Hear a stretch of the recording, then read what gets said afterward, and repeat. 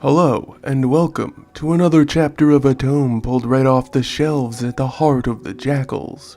As always, I'm your skilled host, Lothrin, and there's ever so much more data to relay. So let's get to it, shall we? Go grab a filling meal, settle into a cozy spot, and pay accurate attention to Fleet Part 63, Old Familiar Feeling. Alduin sprawled out in his makeshift chair, the door hung half open. He'd spent half the day in that vile sweat swamp abyss down below, listening to nobodies explain with paper-thin lies why they weren't somebody special just yet. The rest of the day he'd bought some booze and haggled with a few tenement owners over pricing. Now 2/3 of the bottle was gone. He'd broken a lock on a far too cheap room that was now his. Someone else had done it before him and made their own lock.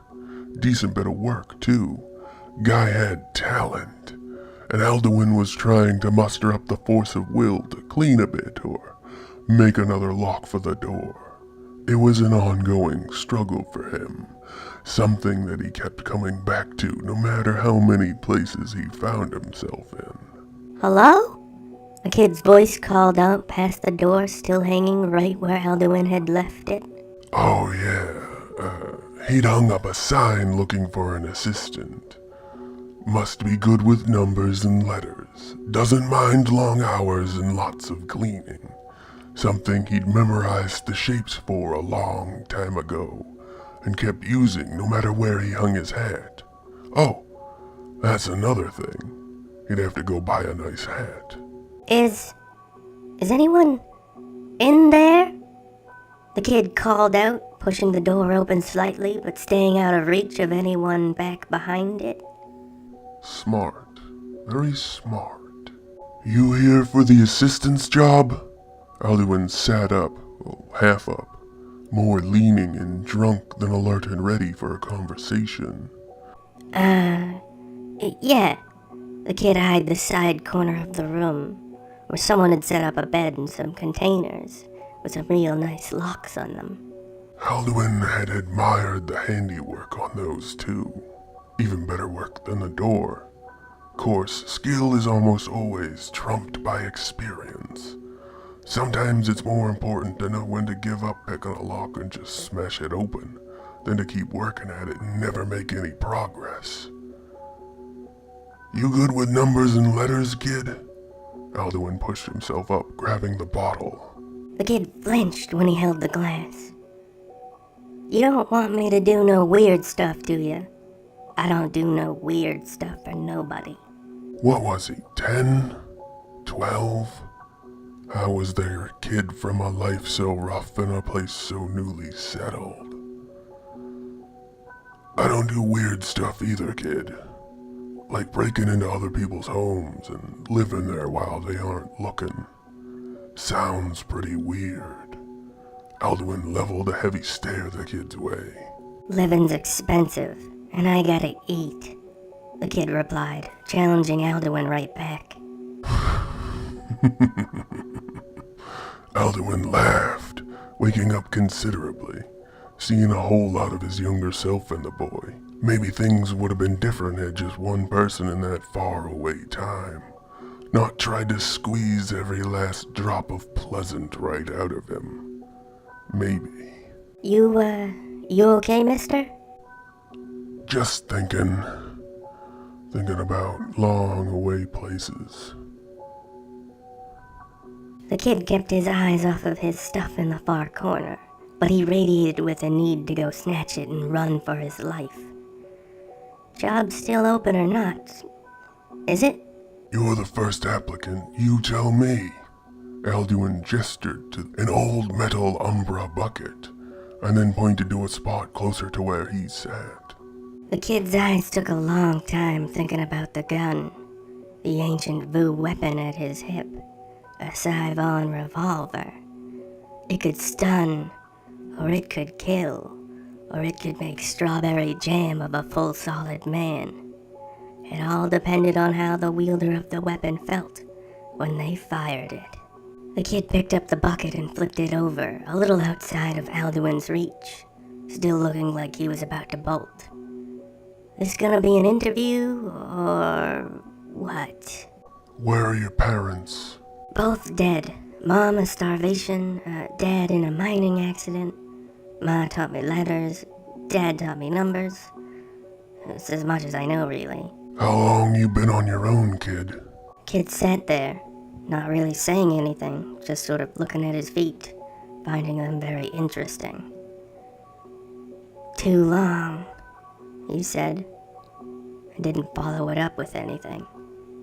Good fucking answer, kid. Good fucking answer.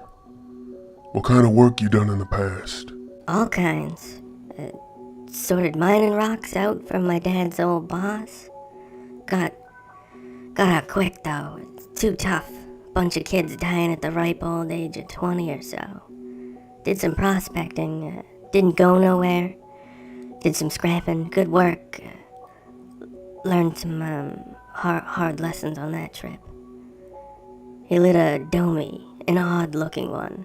That was the slang for the SIGs around Bitterrock and the other stations on Strife 1. It looked like he enjoyed it.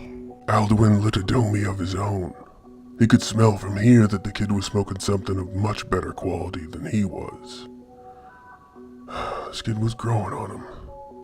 How much those domies cost? Alduin asked conversationally. A little too much, the kid joked, choking heavily on his domey. It's real nice, though. Could I buy one from you? The kid eyed him up. 7 cards, he said plainly. He continued to smoke his domey. They got that name from being flat on the bottom and rounded on the top. The flat part was required for the self-lighting feature. Alduin sat all the way up.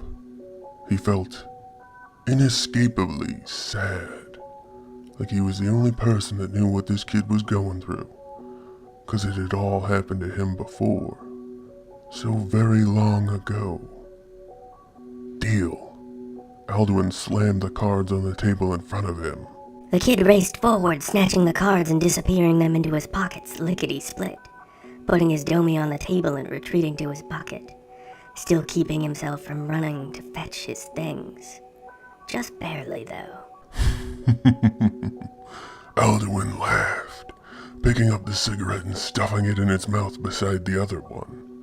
It was way better than what he was smoking, not even close to the same level. You weld that box to the floor and put that mighty fine lock on it, kid. You seal up this door too, so no one would want to buy this place? I did. You mad or something? Mad? Fuck no. Been a while since I seen a good hand for locks. Ages ago I thought I was gonna be one of them locksmiths, till I picked the wrong one. Alduin wiggled the nubs of his ruined right hand at the kid. Things went a bit sideways after that. Do I got a job or not? You got a name, kid? Thorin. You got a job. 15 cards a week sound good to you? 20. 18. Deal. Deal. The kid ran back to his things, digging through the mess to check and see if anything had been stolen. Who breaks a lock and puts more money than was there before they searched it? I get curious, alright, kid? But I ain't no thief. I don't steal. I don't kill kids in skirts unless they point guns at me first. And I never like it after I do. I kill men, though. I kill a lot of men. You still want the job? There's danger attached to it. Wherever I go, it follows me. Thorin swallowed, thought about it, and then spoke up. Money's money, and food ain't free. You can stay back there for a week or so, but I attract too much attention when I work. You'll need another place to stay, kid. For 18 a week? Yeah, I could find my own place. And that was that. Thicker than thieves. Almost as thick as blood. They both just started cleaning up the place, making it look nice and respectable, putting a shine on it and sharing a smoke afterward. After they were done, each of them puffing on one of Alduin's shit little full domies. Thorin spoke up. I gotta sell you on some of the good stuff real quick. These things taste like paper and nothing else. Alduin laughed at him. They both did. It was true. So true a fact that all they could do was laugh about it. And so it is. Our time together has once more come to a close. I hope each and every one of you enjoyed the tale as much as I have the telling of it. As always, I've been your dedicated host, Lothran, and this was Fleet Part 63, Old Familiar Feeling, another tale right from the heart of the Jakuls. And now, sadly, ever so sadly, we must once again part ways. Korvoth, guide them back along the proper path, back to the safety they know all too well. Yes, sir, Lothran. Still nothing too interesting here. I don't know what Lothran sees in this type of story. Back to work. A pleasant greeting and a fond farewell to each and all. Please leave all your comments, questions, and kindnesses down below. Don't you let me catch a single one of you leaving any of that nasty, rude, or dreadful stuff, though. You keep all that garbage to yourselves. Got it? Don't you do it. Not once, not never, ever. Never. Remember to like, share, and subscribe to help us learn, spread, and grow. And don't forget that we strongly encourage each and every one of you to stay safe out there. See you again tomorrow for Fleet Part 64.